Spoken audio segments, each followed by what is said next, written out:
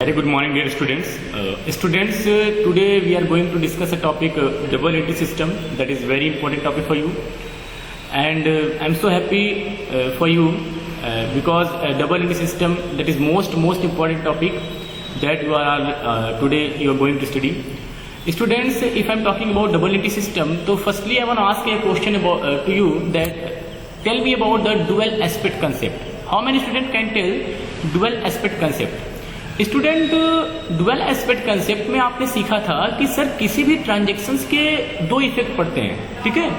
तो अगर हम आपसे बात करते हैं तो आपको समझ में आया होगा कि सर डुअल एस्पेक्ट कंसेप्ट के according to this concept each and every transaction having dual effect in opposite direction. तो डुअल एस्पेक्ट कंसेप्ट से ही जुड़ा है आपका डबल एंट्री सिस्टम, चूंकि ये बहुत इंपॉर्टेंट है because in the modern era when the international financial reporting system give a specific rules and guidelines and they are strictly followed, each and every business should be follow dual entry system, ठीक है। जो भी business आज इस modern era में work कर रहे हैं they all have to follow double entry system. तो अगर हम इसकी बात करें तो आपके दिमाग में आ रहा होगा कि सर जब ये इतना इंपॉर्टेंट है और सभी को फॉलो करना है तो क्यों ना इसके बारे में अच्छी सी नॉलेज होनी चाहिए हमको, ठीक है।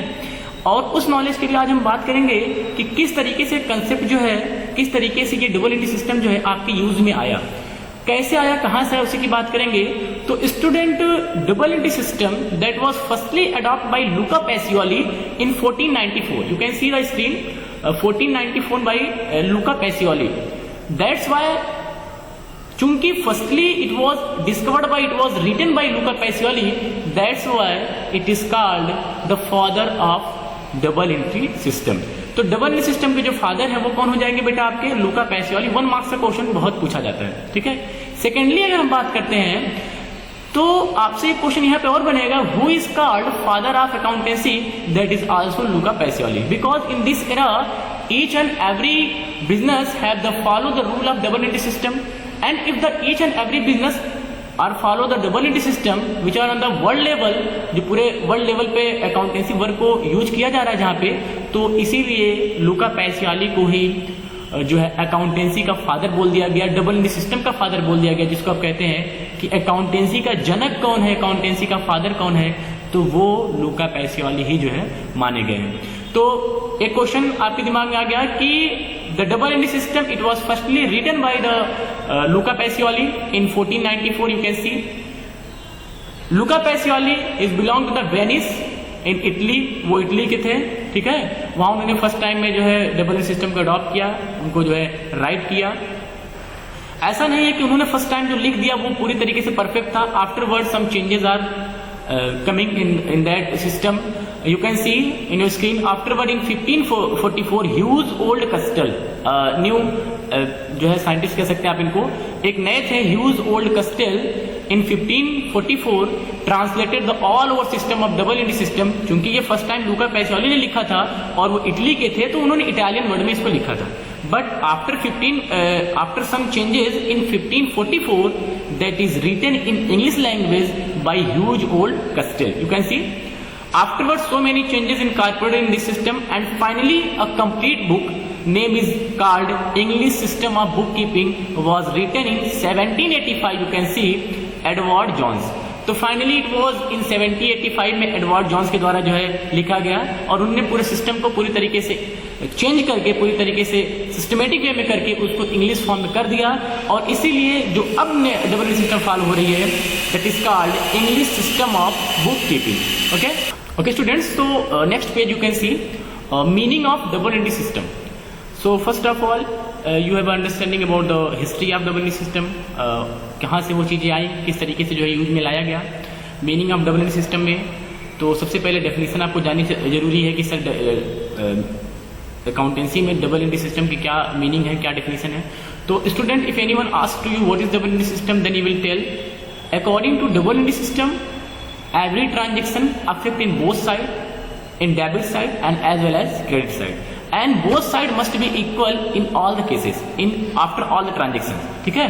तो double entry system that is a system that refers to each and every transaction is affect in both side, means debit side and credit side. हमने यहाँ पे आपको एक जो फिगर दिख रहा होगा उसमें देखिए दोनों तरफ का जो बैलेंस है वो मैंने बराबर करके रखा है। ये जो बैलेंस है मीन्स सभी ट्रांजेक्शन के बाद, किसी भी ट्रांजेक्शन को करने के बाद आपके जो आपके असेट्स और लायबिलिटी का जो अप्रोच होगा, जो एक्सपेंस और इनकम का अप्रोच होगा, वो हर तरफ से जो है इक्वल होगा। ठीक है, तो meaning of double entry system, according to double entry system, it refers to those system in which each and every transaction affects in both sides, ठीक है, affects in both direction, ठीक है, if one is debit the other is credit, ठीक है।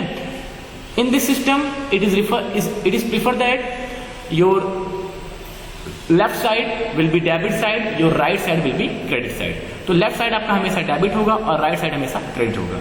तो एक single way में आपको समझ में आया कि जो डबल एंट्री सिस्टम है that is a system that refers to the each and every transaction giving a having double effect in opposite direction. ठीक है, तो इस तरीके से जो है आपका meaning of double entry system है।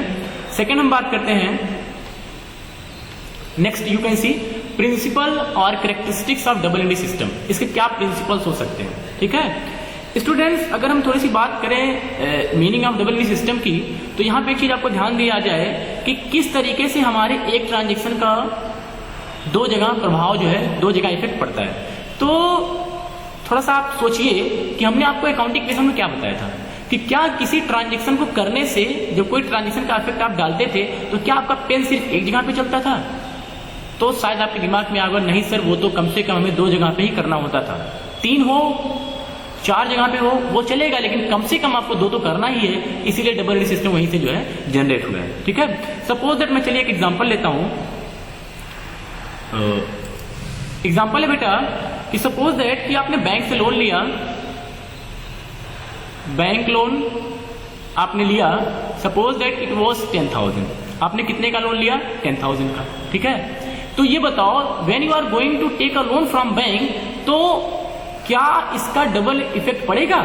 जी बिल्कुल पड़ेगा। कैसे पड़ेगा?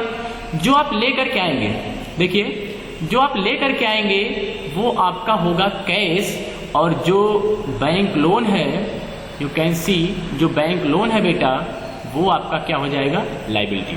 कितने लोग को असेट्स और लायबिलिटी के बारे में पता है? फिंगर पे सेट होना चाहिए। In assets cash, bank, stock, debtor, land, building, machinery, goodwill, copyright, patent, there various can be assets can be possible. In the liability there are creditor, bills payable, bank loan, other long term loan, debentures वगैरह, capital वगैरह। तो आपने 10,000 का loan लिया, जब आपने 10,000 का loan लिया तो काफी खुश हुए कि सर ये जो कैश हमारे पास है, ये कैश तो हमारे पास आ गया एज अ असेट्स। क्या आ गया बेटा? As a assets. ये कैश आपके पास असेट्स कितना आया? 10,000। सर हमारे पास कैश तो 10,000 है, लेकिन कहीं ना कहीं दिमाग में ये चीज भी पंच कर रहा है कि दैट 10,000 हैव टू पे आफ्टर अ स्पेसिफिक पीरियड। ठीक है, एक समय के बाद आपको ये पेमेंट जो है वो करना पड़ेगा। ठीक है, तो एक तो आपने सिर्फ क्या किया, आपने एक लोन लिया और उस लोन में दो चीजें इंक्लूड थी। बैंक लोन अगर आप ट्रीट करेंगे तो वो आपकी लायबिलिटी है, दैट यू हैव टू पे इन फ्यूचर।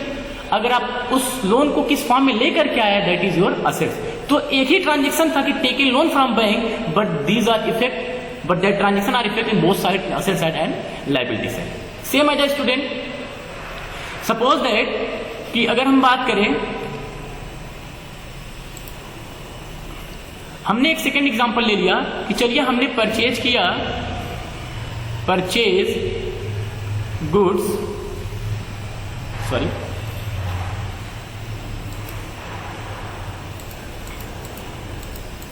एक सेकेंड बेटा, हाँ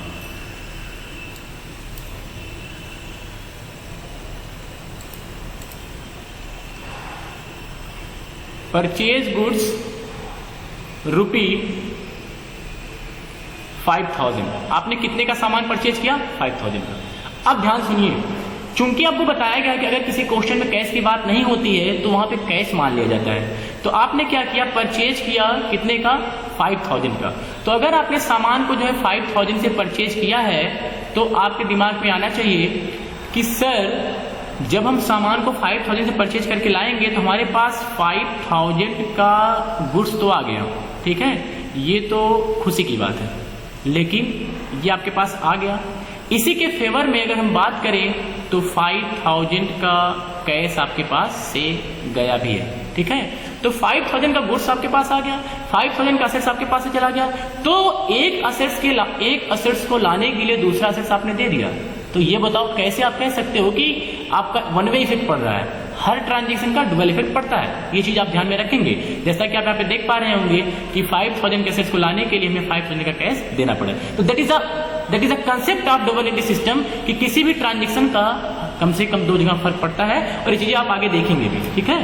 आगे के फ्यूचर में जितने भी आप कोर्सेज करेंगे that all the depend on double entry system, इसका कोई अलग से जो है सब्स्टिट्यूट नहीं है, वन वे है, ठीक है। इसके बाद हम बात करते हैं principles of double entry system. You can see, so principles of double entry system, their first principle is every business transaction affect in both in two account. तो मैंने अभी आपको बताया कि ऐसा कोई है नहीं कि कोई ऐसा ट्रांजेक्शन ही नहीं बना कि जो सिर्फ सिंगल इफेक्ट डाले। चूंकि हमें डबल एंट्री सिस्टम फॉलो करना ही है, तो किसी भी ट्रांजेक्शन का इफेक्ट जो कितने साइड में होता है, जो है मिनिमम जो है वो इफेक्ट होता है। तो every business transaction affect both side. You know students कि आपके ये कंसेप्ट में ये है कि double entry system affect both side, that's why it is affect in both account, और you can say in minimum 2 account में जो इसका इफेक्ट पड़ेगा। इसके बाद हम बात करते हैं recording of both personal and impersonal. तो कुछ स्टूडेंट के दिमाग में आ रहा होगा सर ये नया क्या है पर्सनल एंड इम्पर्सनल। तो बेटा अगर पर्सनल की बात करें तो एक तो आपको पर्सनल अकाउंट देखने को मिलेगा, आगे के वीडियोज में आप देखेंगे, और ये आपका बनेगा इम्पर्सनल, ठीक है। तो इम्पर्सनल के केस में ये देखिए आप देख सकते हैं बेटा, इम्पर्सनल में हम आपको अब 2 अकाउंट पढ़ने होंगे इम्पर्सनल में। एक तो आपको पढ़ना होगा रियल अकाउंट, कौन सा अकाउंट बेटा, रियल अकाउंट, और दूसरा आपको पढ़ना होगा नॉमिनल अकाउंट, ठीक है। आप देख पा रहे होंगे नॉमिनल अकाउंट। तो पर्सनल अकाउंट क्या होता है, ये चीज भी आप ध्यान से देखिए बेटा। अगर पर्सनल अकाउंट की बात करें, सॉरी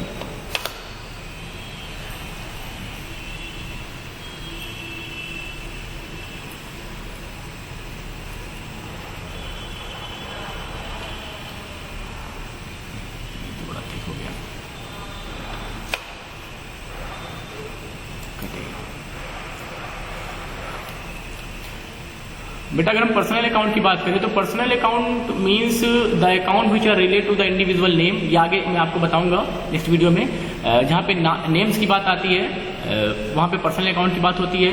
रियल अकाउंट में असेट्स के नाम की बात होती है, यहाँ असेट्स के नाम की बात करेंगे, और नॉमिनल अकाउंट जो होता है वो एक्सपेंस और इनकम से रिकॉर्ड होता है, तो आप उसकी बात करेंगे। तो recording of both personal and impersonal aspect का मतलब ये है कि ऐसा नहीं है कि किसी पर्टिकुलर पर्सन को ही आप पेमेंट करेंगे तभी रिकॉर्डिंग होगी। अगर आप फर्नीचर का भी पेमेंट करते हैं, आप किसी एसेट्स को पेमेंट करते हैं, सैलरी या किसी एक्सपेंस को पेमेंट करते हैं, तब भी ये रिकॉर्डिंग आपकी जो है होनी ही है, ठीक है। तो यहाँ पर्सनल और इम्पर्सनल कंसेप्ट आपका आगे की वीडियोज में जो है अच्छे से क्लियर होगा, थोड़ा टेंशन ना लीजिए आप। थर्ड है recording is made according to certain specified rule. Specified rules means double entry system given you specified rules that each and every transaction must be in form of debit and credit. When you are able to create the transaction in debit and credit form, तो आप ये समझ लीजिए कि आपको double entry system आ गया है, ठीक है। जब तक आपको ये नहीं आ रहा तब तक आपको जो डबल एंट्री सिस्टम समझ में नहीं आया। अगर आप ट्रांजेक्शन को डेबिट क्रेडिट में सेट कर ले रहे हैं तो वो आपका डबल एंट्री सिस्टम ही फॉलो होगा। तो in this system you have to follow some certain specified rule. Specified rules का मतलब rigid rule you can say you have to follow. And last is preparation of trial balance, you can see trial balance. अभी trial balance क्या होता है students? Trial balance की अगर हम बात करते हैं तो ट्रायल बैलेंस, चूंकि आप हर एक ट्रांजेक्शन का 2 इफेक्ट डाल रहे हो, एक डेबिट में डाल रहे हो, दूसरा क्रेडिट में डाल रहे हो, तो अगर आपने डेबिट और क्रेडिट में हमेशा बराबर रखा है, अमाउंट को इक्वल रखा है, तो ये तो सर बात जरूरी है कि हर टाइम अगर हम एक अर्थमेटिकल एक्यूरेसी चेक करने के लिए टोटल डेबिट और टोटल क्रेडिट को ऐड कर लें तो इक्वल होना चाहिए कि नहीं। आप अपने दिमाग से सोचो कि अगर हमने हमेशा डेबिट में 10,000, क्रेडिट में 10,000, डेबिट में 5,000, क्रेडिट में 5,000, डेबिट में 2,000, क्रेडिट में 2,000, ऐसे अगर हमने हर ट्रांजेक्शन में डाल रखा है, तो अगर दोनों को सम करेंगे तो total debit and total credit बराबर होना चाहिए कि नहीं? आप बताओ, total debit and total credit बराबर होना चाहिए कि नहीं बेटा? तो अगर total debit and total credit आपका बराबर है, इसका मतलब you are able to prepare trial balance. अब ये देखिए, ज्यादा सोचेंगे कि सर ट्रायल बैलेंस क्या होता है? ट्रायल बैलेंस ये स्टेटमेंट होता है। Trial balance is a statement which are prepared by the businessman to check the arithmetical accuracy of debit and credit. तो आप आगे सीखेंगे, पूरा चैप्टर ही है, ठीक है। तो नेक्स्ट अगर हम बात करें तो आप होमवर्क के तौर पे देखिए 4 क्वेश्चन से बहुत इजी क्वेश्चन आप कर भी सकते हैं। Who is the father of double entry system? खुश हुए होंगे, सर हमें तो पता है। Who is called father of accountancy? Now again you have P. What is the double entry system of bookkeeping? You can write every debit must be corresponding credit। Discuss करना आपको, तो यहाँ पे डिस्कस करने के लिए आप 1-2 ट्रांजेक्शन लेकर के आप समझाएंगे कि किस तरीके से किसी भी ट्रांजेक्शन का डुअल इफेक्ट जो है वो पड़ता है। Okay students, that is enough for today. Thank you, have a nice day.